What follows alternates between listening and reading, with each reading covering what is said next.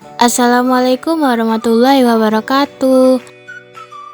Di video kali ini saya akan menampilkan analisis pencarian dan penentuan fonem data bahasa Madura.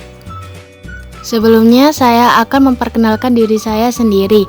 Nama saya Safa Aulia Rahmanda dengan NIM 121911133053, fonologi kelas B. Analisis fonem bahasa Madura. Analisis yang pertama, terdapat 100 data bahasa Madura. Kemudian analisis yang kedua yaitu bunyi yang diduga memiliki kesamaan fonetis. Di sini saya menemukan 19 pasang bunyi yang memiliki kesamaan fonetis. 1. Bunyi B dengan bunyi B. 2. Bunyi J dengan bunyi J. 3. Bunyi D dengan bunyi D. 4. Bunyi G dengan bunyi G.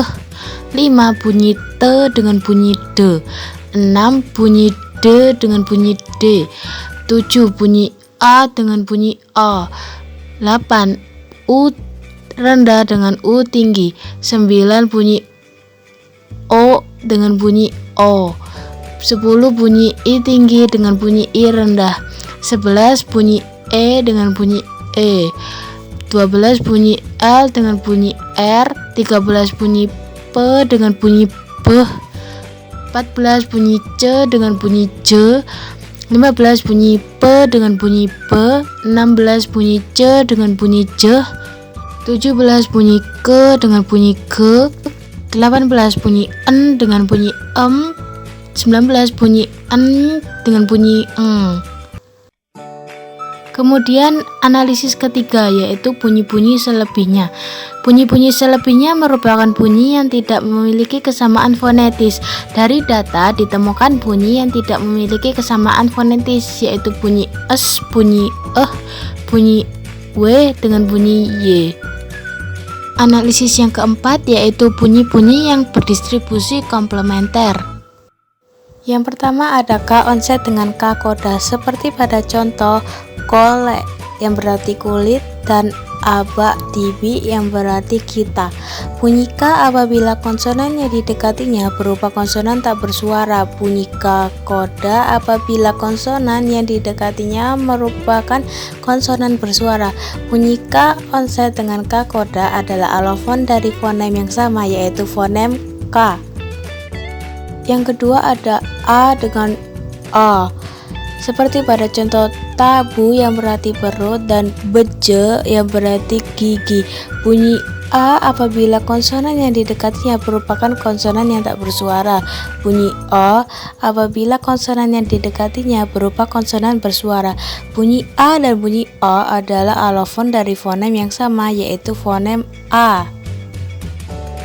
3. Ada U rendah dengan U tinggi seperti pada contoh biluh yang berarti bahu dan gulu yang berarti leher. Bunyi U rendah dan U tinggi merupakan alofon dari fonem U. Bunyi U apabila terdapat pada silabil terbuka dan tertutup. Apabila bunyi U rendah banyak dijumpai pada beberapa kata yang pada umumnya merupakan unsur serapan bahasa Indonesia.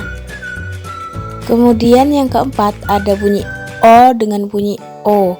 Bunyi O contohnya pada kata sokoh yang berarti kaki dan potra yang berarti anak. Bunyi O dan bunyi O merupakan alofon dari fonem O. Bunyi O apabila terdapat pada silabil terbuka dan tertutup, sedangkan bunyi O hanya dijumpai pada beberapa kata yang pada umumnya merupakan unsur serapan bahasa Indonesia. Kemudian ada bunyi I tinggi dengan bunyi I rendah seperti contoh pada kata gigi yang berarti gigi dan abdina yang berarti saya. Bunyi I rendah dengan bunyi I tinggi merupakan alofon dari fonem I tinggi. Bunyi I tinggi apabila terdapat pada silabil terbuka dan tertutup, sedangkan bunyi I rendah hanya dijumpai pada beberapa kata yang pada umumnya merupakan unsur serapan bahasa Indonesia. Kemudian ada bunyi E dengan bunyi E, yaitu contohnya nerapa dan datang. Bunyi e dan bunyi e merupakan alofon dari fonem e. Kemudian ada bunyi en dan bunyi eng. Contohnya adalah nyiom dan tanang. Bunyi en dan bunyi en adalah alofon yang berbeda. Bunyi en hanya terdapat di awal suku kata, tapi bunyi eng bisa aja di awal dan di akhir suku kata. Analisis yang kelima yaitu mencari bunyi bervariasi bebas. Dalam data bahasa Madura tidak ditemukan. Analisis yang keenam yaitu mencari bunyi-bunyi berkontras. Yang pertama, saya menemukan lingkungan yang sama atau identis pada kata apa dan sapah. Bunyi en dan bunyi es adalah dua fonem yang berbeda, yaitu fonem n dan fonem s. Sedangkan pada lingkungan yang mirip atau analogi, saya menemukan ngaber dan ngeber. Bunyi a dan bunyi o adalah dua fonem yang berbeda, yaitu fonem a dan fonem o. Yang kedua, saya menemukan lingkungan yang sama atau identis pada kata lake dan lakeh. Bunyi h dan h onset adalah dua fonem yang berbeda, yaitu fonem h dan bunyi fonem h. Lingkungan mirip analogis saya menemukan pada kata ngocak dan yang kedua tanang. Fonem c dan fonem t adalah dua fonem yang berbeda, yaitu fonem c dan fonem t.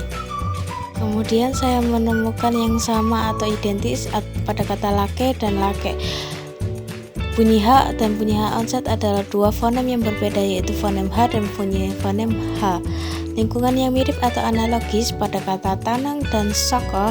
Bunyi A dan bunyi O adalah dua fonem yang berbeda, yaitu fonem A dan fonem A. Kemudian lingkungan yang sama atau identis saya menemukan tabu dan labu. Bunyi T dan bunyi L adalah dua fonem yang berbeda, yaitu fonem T dan fonem L. Lingkungan mirip atau analogis pada kata ngecok dan ngetong. Bunyi C dan bunyi T adalah dua fonem yang berbeda, yaitu fonem C dan fonem T. Kemudian lingkungan sama atau identis pada kata ngakan dan ngekek. Bunyi A dan bunyi E adalah dua fonem yang berbeda, yaitu fonem A dan E. Lingkungan mirip analogis pada kata nale e atau dan juga mate e. Bunyi N dan bunyi M adalah dua fonem yang berbeda, yaitu fonem N dan fonem M. Analisis yang ketujuh yaitu bunyi yang berubah karena lingkungannya.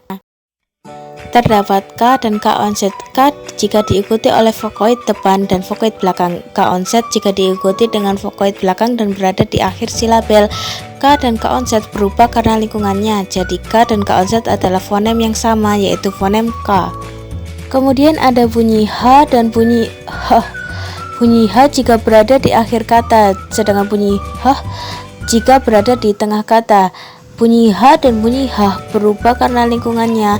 Jadi H dan H merupakan alofon dari fonem yang sama, yaitu fonem H. Analisis yang ke-8 yaitu bunyi yang condong menyebar secara simetris. Yang pertama ada K dan K onset. K dan K onset merupakan bunyi nasal, namun keduanya bukan alofon dari fonem sama. K adalah alofon dari fonem K, sedangkan K onset adalah alofon dari fonem K. Kemudian ada bunyi en dan bunyi eng. Bunyi en dan eng merupakan bunyi nasal, namun keduanya bukan alofon dari fonem yang sama. Bunyi en adalah alofon dari fonem en, sedangkan bunyi eng adalah alofon dari fonem eng. Kemudian ada bunyi en dan bunyi em, merupakan bunyi nasal, namun keduanya bukan alofon dari fonem yang sama. Bunyi en adalah alofon dari fonem en, sedangkan bunyi em adalah alofon dari fonem em. Jadi kesimpulan yang dapat ditarik, yang pertama terdapat 16 fonem yang ditemukan pada data bahasa Madura di atas, yaitu K, K, A, E, I, N, H, N, Eng, E, M, T, L, C, S, H. Yang kedua, terdapat 8 fonem yang dicurigai sebagai fonem, yaitu fonem B, B, J, J, D, D, K, K. Sekian video presentasi dari saya. Mohon maaf apabila ada kesalahan karena di sini saya juga masih belajar. Terima kasih telah menonton. Wassalamualaikum warahmatullahi wabarakatuh.